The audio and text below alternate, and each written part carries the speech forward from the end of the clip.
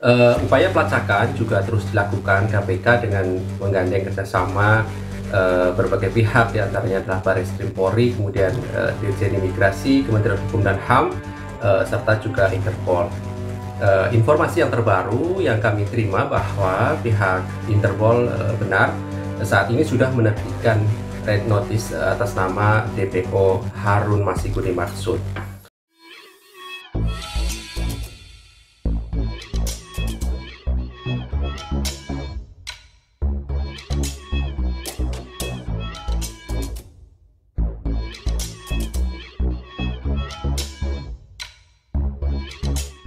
Tonton video ini sampai selesai agar Anda tidak gagal paham.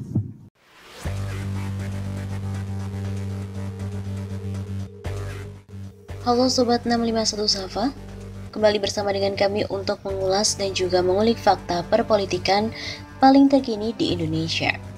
Sudah lama tidak terdengar, hampir juga 2 tahun, Harun Masiku. Bagaimanakah kabarnya? Terkini ICW menduga ada kekuatan yang besar melindungi Harun Masiku. Siapakah mereka? Komisi Pemberantasan Korupsi KPK hingga kini juga belum bisa menangkap daftar pencarian orang DPO Harun Masiku. Indonesia Corruption Watch atau ICW mencatatkan kini sudah genap 650 hari Harun Masiku belum dapat ditangkap oleh KPK. Pada hari ini 19 Oktober 2021 genap 650 hari Harun Masiku belum dapat ditangkap oleh KPK.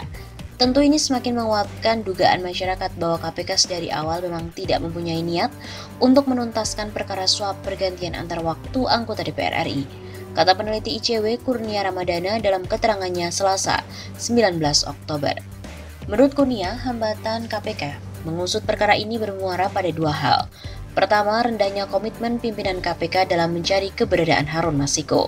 Ada sejumlah indikator sebelum tiba pada kesimpulan.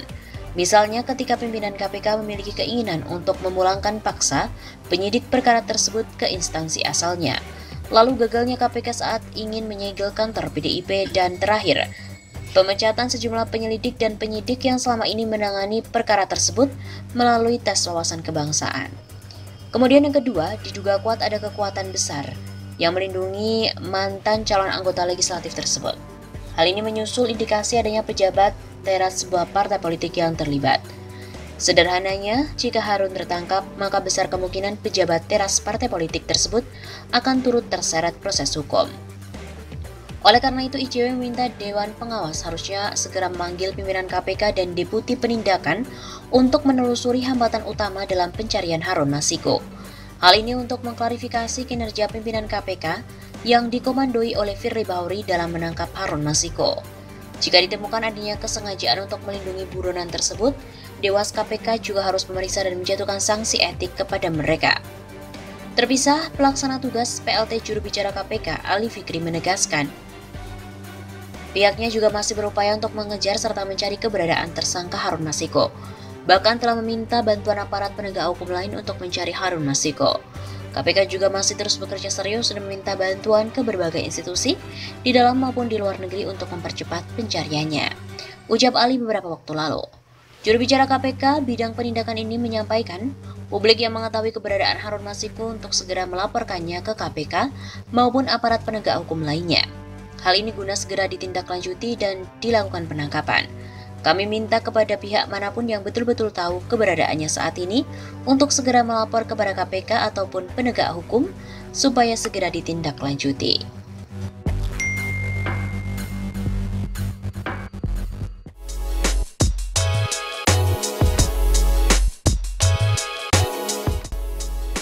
Genap 1 tahun, tak ada kabar Harun Masiku. Tersangka kasus suap salah satu komisioner KPU akhirnya pun terungkap di persidangan. Ternyata ia diketahui memberikan tas pada Satpam PDIP setelah terjadi OTT KPK. Saat bersaksi untuk terdakwa mantan komisioner KPU Wahyu Setiawan dan kader PDIP Agustiani Tio Fridalina di Pengadilan Tindak Pidana Korupsi atau Tipikor pada Pengadilan Negeri Jakarta Pusat pada hari Kamis 11 Juni pertengahan tahun ini. Security kantor PDIP yang bernama Nur Hasan mengaku bertemu dengan Harun Masiku. Kader PDIP yang saat ini masih buron, Harun Masiku, mungkin saat ini dikira sudah mati ya. Diketahui sempat memberikan satu tas kepada seorang satuan pengamanan atau satpam di kantor DPP PDIP pada hari yang sama saat tim KPK melakukan operasi tangkap tangan atau OTT terhadap mantan komisioner KPU Wahyu Setiawan. Dua orang itu menyebut yang memberikan tas adalah Pak Harun, tapi awalnya saya tidak tahu namanya. Begitu kata satpam kantor DPP PDIP Nur Hasan di Jakarta. Wahyu dan juga Agustiani Tio juga mengikuti persidangan dari gedung KPK, sedangkan Jaksa Penuntut Umum atau JPU KPK, Majelis Hakim, dan sebagian penasihat hukum berada di Pengadilan Tipikor Tindak Pidana Korupsi di Jakarta. Dalam perkara ini, Wahyu dan Agustiani didakwa menerima suap 600 juta rupiah dari kader PDIP Harun Masiku agar mengupayakan pergantian antar waktu atau PAW anggota DPR RI dari Rizky Aprilia sebagai anggota DPR RI Dapil Sumatera Selatan 1 kepada Harun Masiku. Wahyu juga didakwa menerima suap 500 juta rupiah dari Gubernur Papua Barat Domingus Mandacan.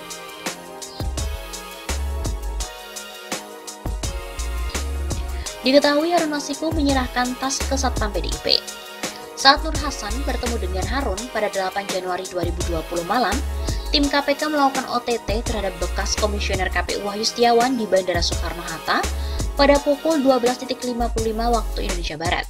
Kemudian juga mengamankan mantan anggota Bawaslu Agustiani Tio Firedelina di rumah pribadinya di Depok pada jam 13.44 waktu Indonesia Barat. Dari tangan Agustiani, penyidik KPK mengamankan uang dengan menyita 38.350 dolar Singapura. Kemudian saat itu Menteri Hukum dan HAM Yasona Lauli pernah mengatakan bahwa Harun Masiku sudah berada di luar negeri sejak 6 Januari 2020. Namun pada kenyataannya Harun sudah kembali ke Jakarta pada 7 Januari 2020. Nur Hasan pun menceritakan kronologi pertemuannya dengan Harun Masiku. Pada malam setelah maghrib, 8 Januari 2020, Nur Hasan harus berjaga di rumah aspirasi PDIP di Jalan Sultan Syahrir yang berada di dekat gedung DPP PDIP di Jalan Diponegoro nomor 58.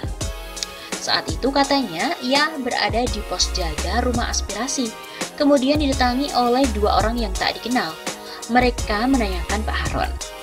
Dia bilang dia tidak kenal, lalu mereka pun ngomong, masa sih nggak kenal? Lalu Nur Hasan pun menjawab, memang saya nggak kenal. Setelah itu, mereka pun meminta nomor Pak Harun dan saya mengatakan tidak ada. Kenal saja pun enggak, masa nggak punya nomor HP-nya? Lalu saya masuk ke pos lagi dan dia pun ikut masuk. Tiba-tiba dia ambil HP saya yang sedang di-charge. Ungkap Nur Hasan. Keberadaan Harun Masiku sejak ditetapkan sebagai tersangka oleh KPK pada 9 Januari 2020 hingga saat ini pun masih misterius dan sudah dimasukkan dalam daftar pencarian orang atau DPO alias buronan.